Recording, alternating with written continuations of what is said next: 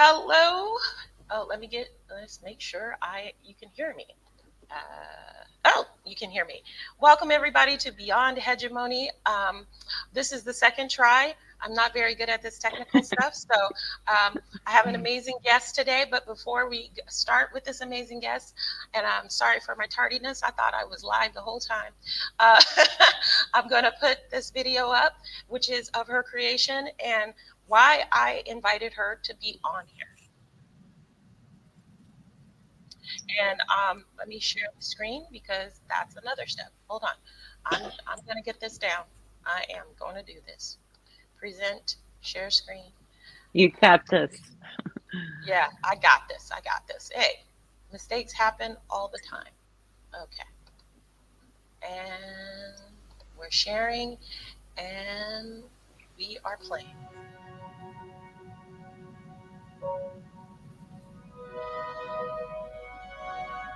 Girl child.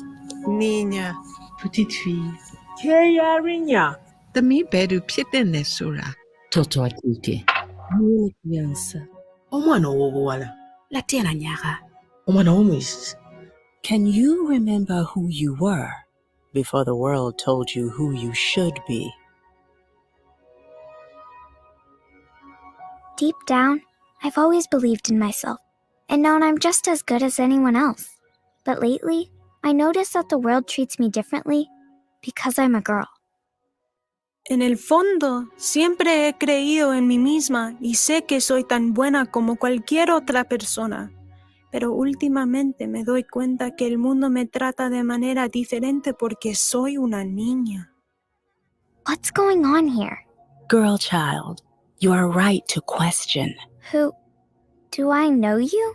I am your mother's mother and her mother's mother. I am the mother of all. Qu'est-ce qui se passe? Petite fille, tu as raison de te poser des questions. Qui est-ce? Est-ce que je vous connais? Je suis la mère de ta mère et la mère de sa mère.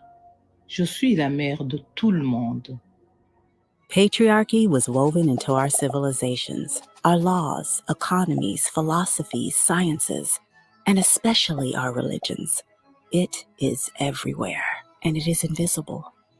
Sarautar maza ta shigo cikin halin wayewarmu, dokokinmu, tattalin arzikinmu, ilimin dabi'unmu, kimiyyarmu, musamman addininmu. Abin yana ko'ina, kuma ba a iya ganinsa. Women and men, girls and boys, even the earth itself are suffering under the domination of patriarchy. မိန်းမယောက်ျားမင်းကလေးယောက်ျားလေးကဘာမြေကြီးကိုယ်တိုင်ကိုကတီဖို့အားကြီးဝါဒအုပ်ဆိုးတဲ့စနစ်အောက်မှာနာကျင်ခံစားနေရတယ် We must keep walking the exodus path from slavery to the freedom of the promised land. Imagine if we could re-know the beautiful world that was meant for all God's children. A world where girls can grow up feeling safe and equally valued? Ni lazima tuendelee kutembea kutoka kwenye njia ya utumwa na kuelekea kwenye uhuru wa nchi ya ahadi.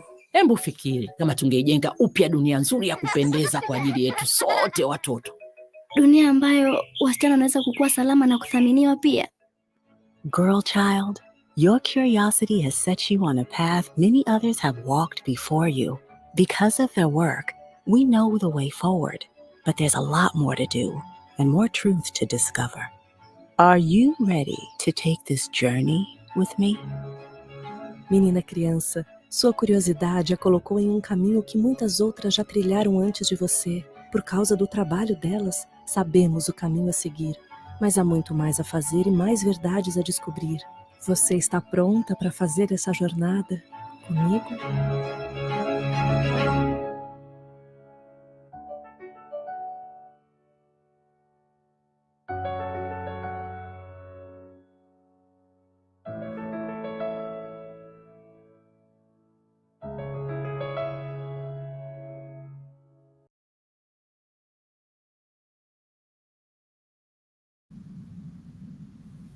Okay, let me just pop that.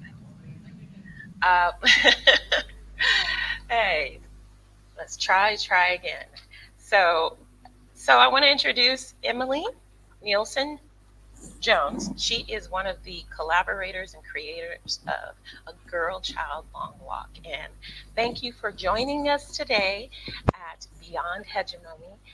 Thank you. Sahana and I are very excited to have you here.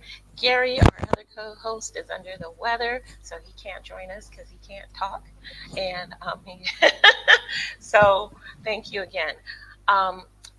I saw this video and I immediately knew I wanted you to be a guest on the show because on Beyond Hegemony, we are talking about structures like patriarchy. So if you could give the audience a little bit of information, and also those of you who are listening to the replay as a podcast, I will be putting the link to that video and another one in the podcast information. So. Well, oops, there's a little echo in my, can you hear me? Okay, I think it's better. My name is Emily Nielsen Jones, and I'm just so honored to be here. I am watching the sunrise from Boston, Massachusetts, and I just love that you use the video with all the languages.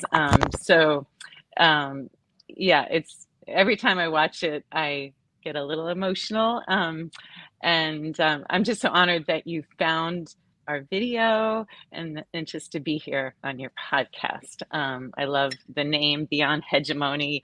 It's just kind of a little chilling, the word hegemony, but it really speaks in some ways a little differently than using different words like patriarchy. It just like almost like a heavy blanket that's over our brains that, for as it says in the video, like there's more truths to discover. Each of us is on a journey of really reclaiming our consciousness, and that's been my journey within American evangelical Christianity.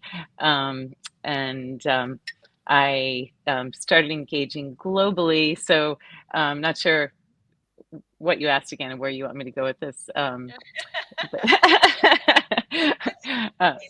here you are in the position that you are in your life, what you've been going through, what you have felt. Yeah. What made you start this project and make this beautiful video to put out into the world? Yes. Thank you. Well, there's many levels to, what gets you to do anything in the world, but I'll start with my own personal why. In many ways, I am that girl child in the video, and she really represents the inner child within each of us that comes into the world, presuming their own equality, and just here with a unique path to follow.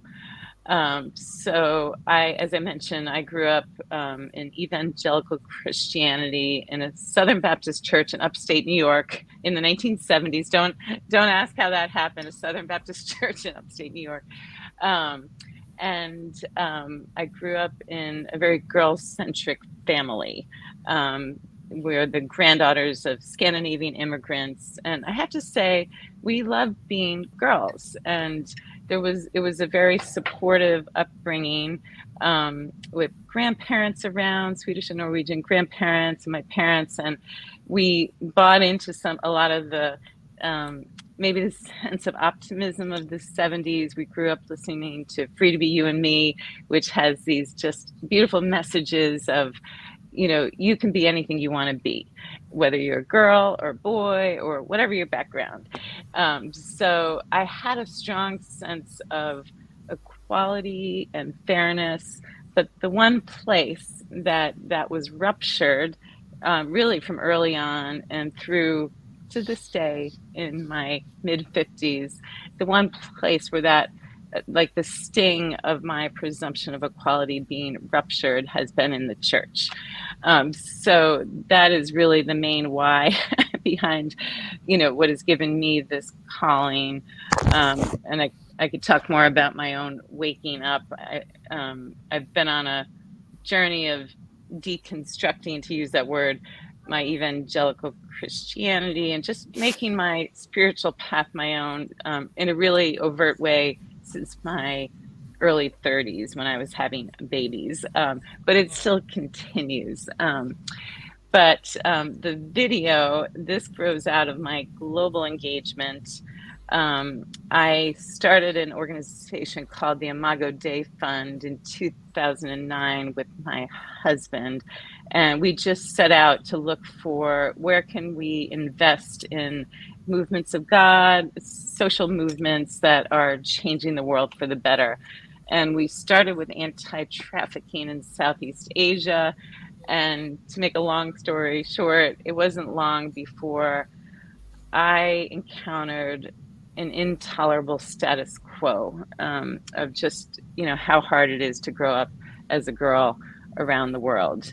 And lo and behold, everywhere I went, people would say, well, here in Cambodia, if a man doesn't like what the man is the head of the house, and if he doesn't like what his wife says or what she makes, he can beat her. So a more stark patriarchy than what I grew up with, and just the norms and the traditions that you hear popping up in the midst of kind of a humanitarian scourge. Like the oppression of women and girls has so many humanitarian consequences, but at the root of it, it's the same hegemonic belief system that I grew up with, but taking different forms than what I myself experienced. So I had something of an existential crisis. Don't waste a good existential crisis. And started really researching, and like, how could this be that in the 21st century, the world is still this oppressive to the girl child? And I was centered in many ways in the girl child. Obviously, girls become women, but my daughter at the time was about 9, 10, the age where a lot of bad things start happening to girls. So I felt kind of this mother bear protectiveness around the world's girls, and just started doing a deep dive into like feminist anthropology, history, theology, and wrote this basically tome called The Girl Child and Her Long Walk to Freedom with my co-author, Reverend Dominic Misolo, who's an Anglican priest in Kenya. And the idea of that was just to bring people on a journey to walk backwards and look at this oldest slavery. It's a slavery that often is not named, but it gave birth to all these other slaveries. In the longer video, I love that you did the multilingual one. It gives a little bit more of a backstory on, just naming patriarchy as the oldest slavery. So anyway, we wrote this book, and the idea of it was to invite really people of faith who are engaged in some way in bettering the world. So they're already on a journey to just dig a little deeper and untangle themselves from this hegemonic belief system. So we've led like maybe 6 cohorts of readers through this reading journey, which follows the Exodus path, using that metaphor of the Bible. And it's the Exodus path is something many people look to as like, the long walk to freedom we're all on together. Basically, it's a long walk, and it's a deep dive, and it's very hard to tell this ancient story. So I had this idea. I had started seeing these explainer videos that are, about 4 minutes, animated. And I'm like, I said to a colleague, what if we could create a 4-minute explainer video explaining the origins of patriarchy? And basically that's what we did. I had a great team, and we gathered some advisors to help us make sure we were really telling the story in a way that is as accurate as possible, but still simple and accessible. And that gave birth to the video that you found. And it has been translated into 12 languages. I think there's another one in process. And the English version has gone viral. I think it's like 60,000 views. And we're now trying to push out the translations more through like a partnership approach with organizations who, you know, speak that mother tongue to just get it out into circulation. So that's one little entry point into my story, but yeah. Wonderful, wonderful, wonderful, wonderful. Sahana, did you have a question for Emily? Not a question, but I just love what you're doing and how you expressed it because, yeah, patriarchy is perhaps the oldest form of slavery and completely flies under the radar and it never stops. It's ongoing, continuous, and it's so part of the hegemony that um, we use the label patriarchy all the time, but we often don't see the micro actions on a daily basis that stem from patriarchy. We see the bigger ones, like the rapes and the beatings and all those, but the micro actions, just the words used, just the decision making powers at home, just the choices that are made on a daily basis by almost every 8 billion individual on this planet favors one gender over others, So much, to such so an extent that it is mind boggling when you try to take it apart. And Emily will know it much, much better than I do, but we've all No, gone through it. We are all we women, we are mothers, and yeah, yeah. it's so a I thank shared you for journey. working on this. Oh, thank you. I love how you framed it. Yeah, it's a shared journey. And if I'm honest, so I don't have sexual violence in my own story. Um, I I did grow up in a very secure, in a lot of ways, my religious formation was like a secure little egg that I'd been poking holes through. And but just seeing how the very ideas, for me, the idea itself of like the man is in charge of the house, or as a girl, my first moment where my presumption of equality was ruptured in fourth grade Sunday school, where Brother Dan would only ask the boys if they wanted to pray or read scripture or even walk to the office to get something. And that, just that idea was, it punctured something in myself. It was like a sting. Luckily, my mother, who was also the Sunday school teacher, rotating with Brother Dan, my sister and I would go home and complain, and she validated that we should ask questions, like in the video. She was my mother mentor, the Eve figure, and she would complain. So she mirrored that back. But then seeing the intolerable status quo that still surrounds girls' lives, diminishing their humanity, and then the devastating sexual violence, which is still so normal in so many places and just swept under the carpet. It's ideas have consequences, and Yeah, so. I call it psychological warfare. And quite frankly, I think that what I find and I commend you for is having somebody who's from a religious background um, step up and speak in this particular way is definitely taboo. How dare you challenge the scriptures and what was originally written 450 times? So just put it this way, if something has to be rewritten that many times, there's something going on. Something going on. And in the longer video that you wrote, I love that you mentioned Lilith. I love that you mentioned other very important characters that have been left out of the multitude of narratives, not necessarily truth, in order to perpetuate this oppression of women on every single level to the point of self-hate. And so, when I work with my clients, I always say cultivate a polymathic mind. And that's exactly what brought you to this video that I can see.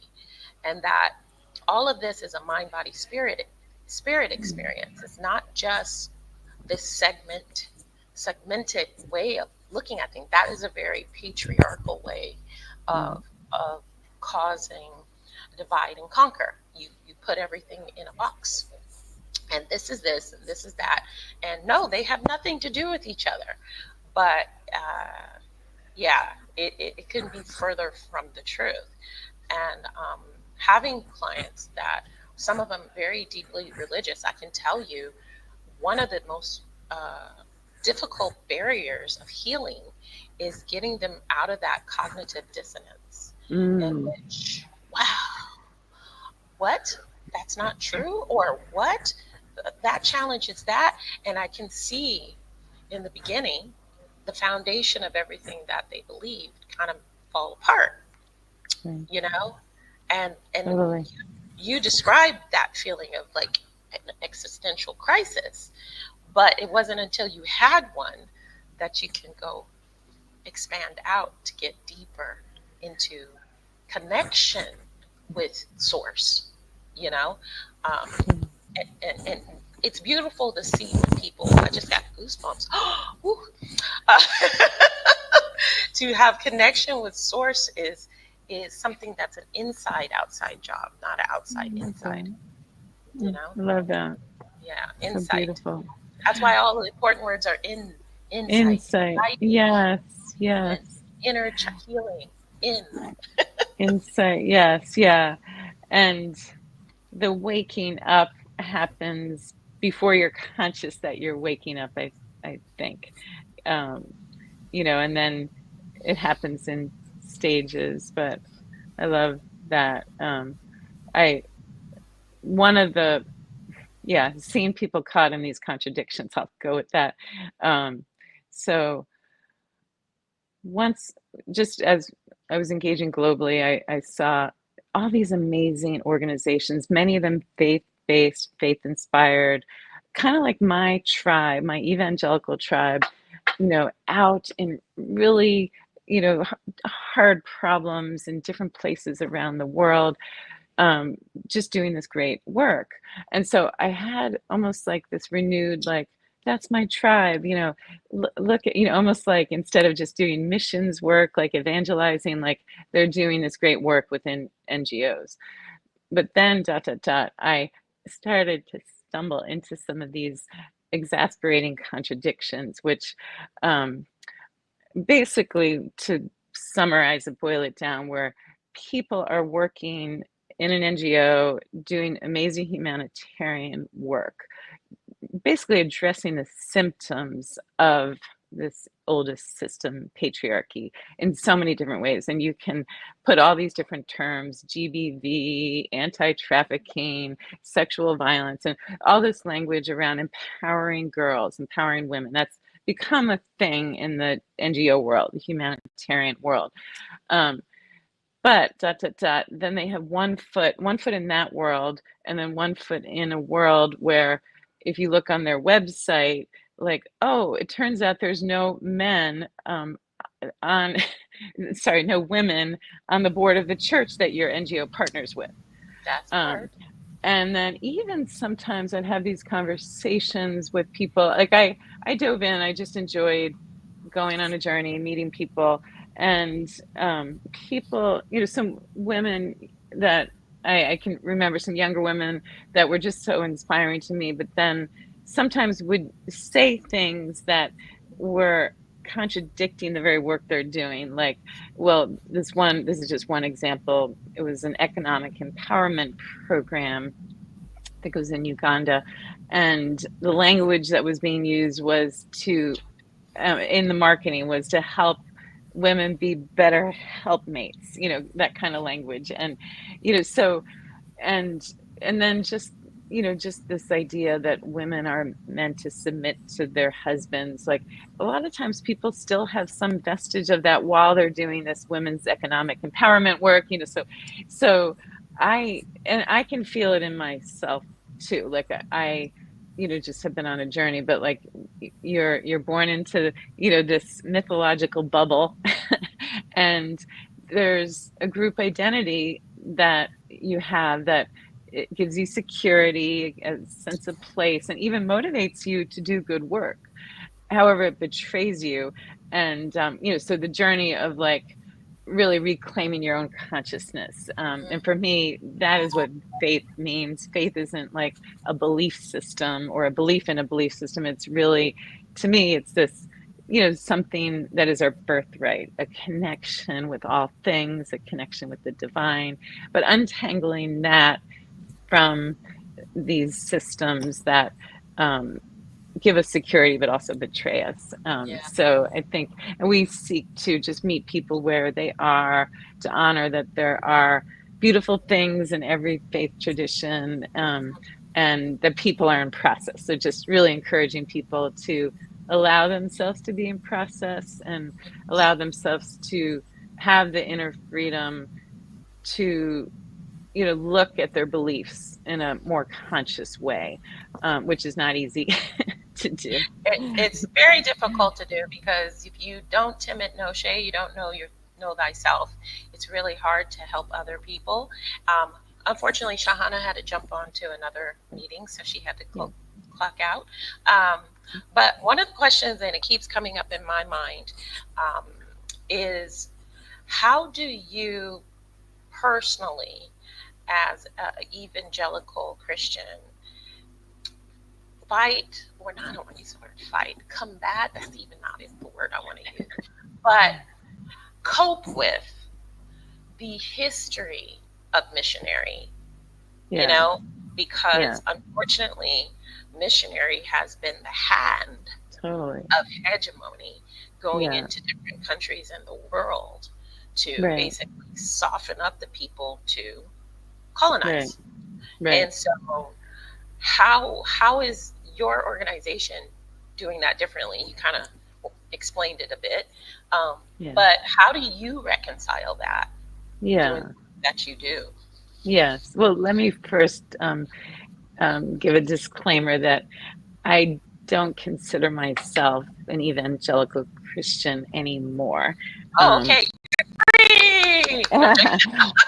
It's still in many ways my home base. Like if you look at a map, a big map, this is where I started. This was my starting point, and gradually I've expanded into other terrains on the map, and I'm still, as I say to people, I still go to a church that's probably more of a progressive evangelical church, but I go when I want to, and I hold my Christianity differently, and just have, in my waking up, I've had a few different iterations of it, and probably now have landed on, where I identify the threads within Christianity that I identify with are where the contemplative meets the activist, and it's a more universal place where I can connect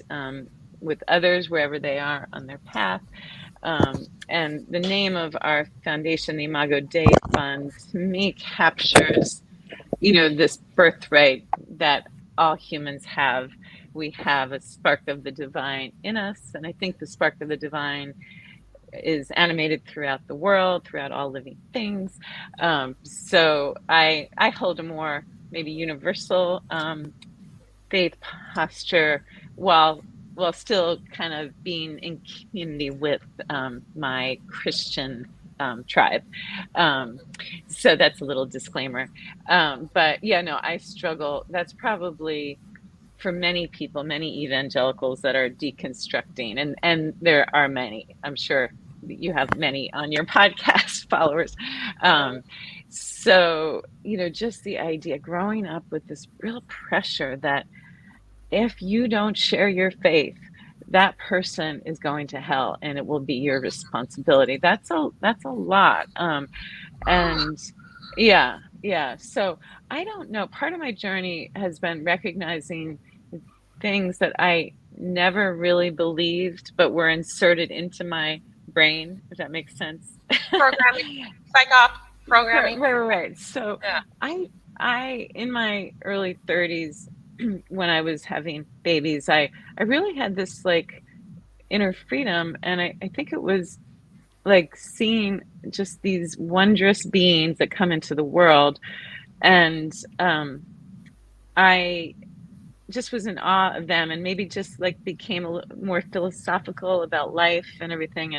And so it was in that time where I think as mothers, you feel connection with people, all over the world, but where I encountered in a new way the harshness of that missionary viewpoint. And at the church we were going to at that point was a Calvinist church in Boston.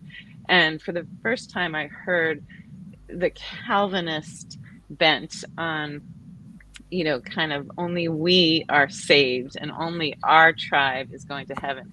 But it really like sent alarm bells ringing in me, like almost like I took it very personally, like, so you're saying that of my 3 babies, maybe 1 is of the elect and the There you other go. 2 are born into the world with a soul that is degenerate, that cannot connect, is not alive in the same way. And I really just like, and I still to this day, I feel a repulsion or revulsion from within my spirit when I encounter like the exclusivist side of Christianity that says only we are God's children, and we have all the answers that we have to bring. Like, so all the harm, I know probably I don't, everyone on your podcast is just like, I've been on a journey recently, just I went to the African American Museum of African American History in DC, and just the way Christianity has just maimed the collective airways, just been a sanction for slavery and so many hegemonic systems. It's just like devastating on some, for Well, that's all my patriarchy. ancestors. Yeah, That's yeah, patriarchy. That was intentional. It's part of the plan. Um, I often have to explain to people that I think what happens is a shame comes up, and shame is and guilt are 2 different things. Shame is I am a horrible person. It's totally fixed. There's nothing that I can do to change it. And then there's guilt, which is I have done something or I have supported something, and now I'm going to take steps to make amends. So what I find is that the cognitive dissonance or the difficulty for certain groups, and I don't want to even single out Christianity. I think all yeah, religions who have males leading go through this, which is all of them, have this problem where there's this internal alarm, as you said, going off, going. This is wrong. This is wrong. This is not the way it's supposed to be. I feel it in the deepest core of who I am. Yet, there's the social construct that says you will be isolated, you will be stoned, you will be this or that, and you'll be ostracized from the community if you do not, toe the line and do as we're due. So I see it as more people waking up out of this type of rigid um, ideology are victims as well, because you did not know what you did not know.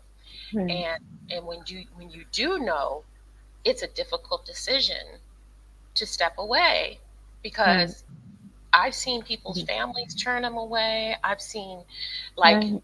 they're like, well, these are people that said they love me. This is the insidiousness of hegemony. Yeah, totally, It's heartbreaking. totally. It's heartbreaking. It's a very brave and can be very lonely journey, and awareness is heavy. Like, it's hard to hold. So, in my just this existential crisis scene, like, how could this be? My presumption of equality, like, you know, I knew, like, going through college and in my 20s, that the world was not totally fair to women, but I think I presumed the needle was moving forward. And so encountering, a lot of the movement that we see now, just a resurgent patriarchy, and just all these, just divisions and hegemonic systems kind of seeming resurgent, encountering that, like as long as the needle's moving forward, I feel okay. But when you feel it moving backwards, that's where the existential crisis. So I felt the universe kicking my butt to, and for me, my lane, is within kind of the faith lane, because I do know, I don't think we can blame all these systems on religion, but all of our religious systems have been complicit and have been totally stained by, hegemonic beliefs and ways of being that have utterly stigmatized different groups, but the stigmatization of the feminine that has gone on for millennia.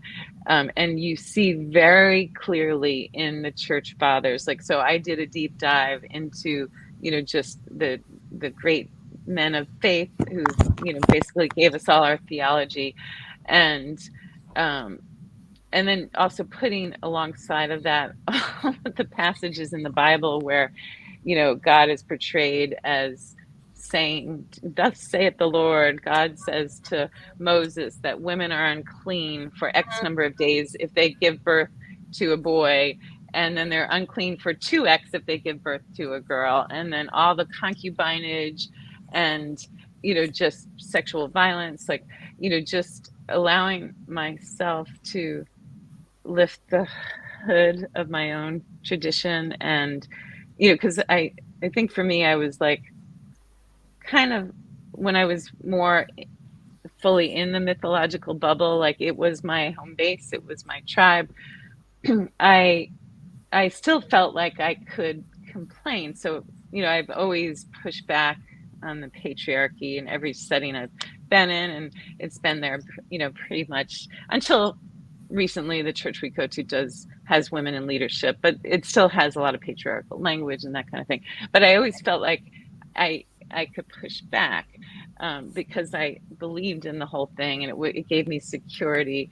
But as you start to gain awareness, the whole thing feels almost like it has this disease within it, and just having to make sense of how you can be a spiritual person without all that edifice is very challenging. Is a perfect word, because it's dis-ease, not Yes. feeling at peace. Yeah. So how does something that's supposed to bring peace to you make you feel uneasy?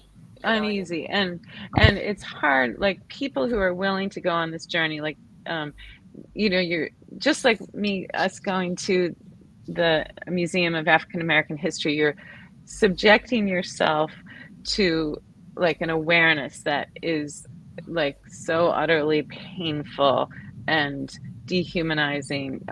So, and all that we do on this journey, trying to create a supportive place where people, and really honoring, okay, this is going to be hard, but please give yourself permission, like the girl child, to be curious. And sometimes people don't even know how much, all of us don't even know how much we've just accepted, because it was kind of predetermined not to be question answers. Those kind of beliefs that are like the legs under the table, what I mean, that are just taken for granted. Once you start to, as you start to question different things, push back, it's not long, or if you keep going, where, you see the whole thing, The whole thing is a big bag of doo-doo. That's what I say. Yeah. Yes. And then trying to how can you find, if you want to stay within your tradition, is there a liberating path that you can hold on to if you want to? Many people leave, and I totally understand that and get that. Many people left before they even were fully conscious, because they, even as a child, were questioning things. It took me that's into the my point of being a child too, to question. to question, right? I admire people who were asking things or notice, like a friend of mine who's Jewish, when it occurred to me that he's doesn't really believe a lot of the things, he said, well, of course I'm Jewish, but I'm not. And his reason was, well, I read the Bible. And just a lot of the horrific things that are in there. And of course you can if you understand it, you can put it in context and still look for some belonging and spiritual values. You can reframe things, but there's so much that as evangelicals we say we believe in I'm saying we because it still is my tribe in many ways. We say we believe in the Bible, but we don't really know everything. Like, we don't read a lot of passages where No, I find most Christians that I've interact with, I know more about it being a non-Christian than being a Christian, and I think that sums it up. They pick and choose which pieces to make you believe in and follow, and it's truly to the benefit of patriarchy and the hegemony. And I also will say, the people who are the most oppressed are the closest to the source, and they know that. And I see women as portals for life. We are the only being on this planet that can give birth. That's a very powerful position. And I know men will hate this, men are fertilizers. But we create the life within us. Therefore, we are the actual pathway to creation. And if anything, we are closer to source than any other on this planet. And I think that is a very intimidating place for males. And I think this is a place of jealousy that in resentment that has built up over millennia. And the typical mantrum, that's not fair. I'm going to make you pay for not me making me feel bad. And then we have this whole system supporting that very infantile and small ideology and mindset that is basically self-deprecating. And so hegemony has a very big benefit. And hegemony is 1%. The thing is that patriarchy and hegemony work. Hegemony uses patriarchy, and it bamboozles the majority of the men to think patriarchy means male. It does not. It's a system of upholding males at a higher esteem than females. That's what it is. And so there's this false ideology in itself. Patriarchy is sort of religion, and then it also consolidates power in just the hands of a small number of elite men. Tiny. And I'm like sitting there going, do you know how powerful we would be if we let go of this divide and conquer with the small elite, and I'm going to tell you, very, very bad men, because the trafficking, the abuse are coming from the I don't want to call them people. I don't know what they are, but this very small group have really gross proclivities and habits, and we are satisfying their desire to feed off or whatever is dead inside of them to give our energy for them to feel alive. And so it's very obvious, in my opinion, but a lot of people don't. So I see we're getting close to the time. So what I'm going to do is, if any of you want to follow Emily and her work, could you please let us know where we can find you? Sure. Our website is www.girlchildlongwalk.org.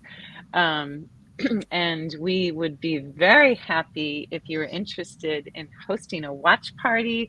I invite you to watch all of the videos. the main one was done in English, but it was translated into, now I think it's up to 13 languages. I love the multilingual one that we watched together. It really conveys that this is a global journey that we're on, and we're not walking a new path. In every generation, women have been walking this path. Women and men have been trying to, live in a way that all of us can thrive and flourish. So it's, we're standing on the shoulders of amazing people, women included. And I just encourage you to keep walking your path, keep asking the questions. And I'd love to connect with you in any way. And I do hope that Kazi, you can interview her because she can tell you more about the watch parties. So we have been doing sort of like a pilot with some watch parties around the world, and she can tell you more about that since we don't have time to. Yes, I will definitely get Kazi on here, or EQ above IQ, which is my other podcast. You can find me at thisreallifebooks.com, and this will be on Spotify as well. I'll be sharing that with you, Emily, so that you can use that. And if you wanted the video, I'll do that as well. And thank you to everybody who's watched this, who's live with us right now, and whoever watches the rewatch or the other, after watch. I forget what it's called right now. And watch parties, we appreciate you joining us, and thank you, Emily, again. Okay.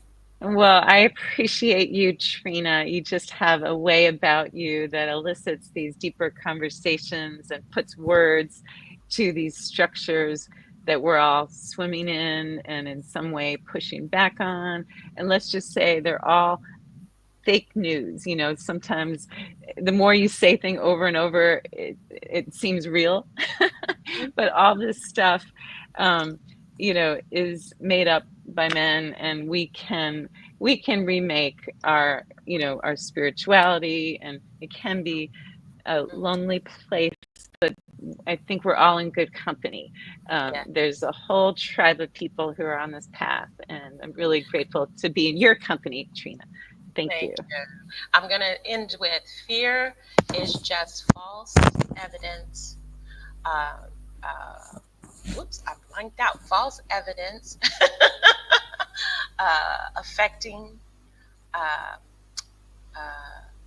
what is the other word? Reality. Oh, it's been a long morning already. So false evidence affecting reality. And so I tell you all to fear not, move forward, and be the change you want to see in the world. Have a blessed day.